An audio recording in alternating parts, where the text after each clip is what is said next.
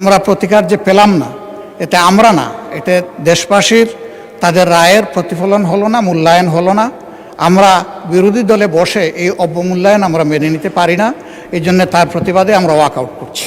মাননীয় বিরোধী দল নেতা, আপনি আমার বক্তব্য তো সম্পূর্ণ করতে দিলেন না। আমি আপনার পুরো বক্তব্য শুনেছি।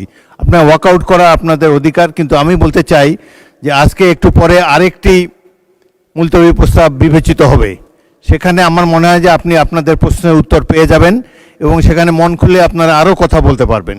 সুতরাং আমার অনুরোধ হলো আপনারা ওটা শোনেন, তারপরে যদি ওয়াকআউট করতে পারেন প্লিজ ফিল ফ্রি। তবে প্রস্তাবটির ভাগ্য কী নির্ধারণ হয় সেটি আপনি দেখার জন্য একটু অপেক্ষা করে দেখতে পারেন।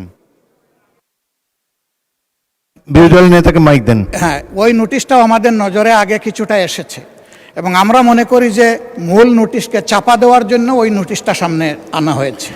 এই জন্য দুইটার প্রতিবাদেই আমরা এই সংসদ থেকে আপাতত মাননীয় বিরোধী দলের নেতা, ধন্যবাদ। মাননীয় নোটিশই তো উত্থাপন হয়নি, আপনি কি করে বুঝলেন কোনটা চাপা দেওয়ার জন্য এটা করা হচ্ছে?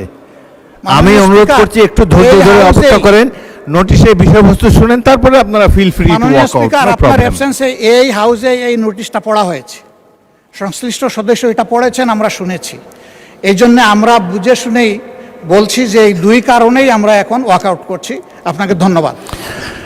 নিশ্চয়ই সংসদীয় রীতি অনুযায়ী আপনারা ওয়াকআউট করতে পারেন, ফিল ফ্রি। ধন্যবাদ।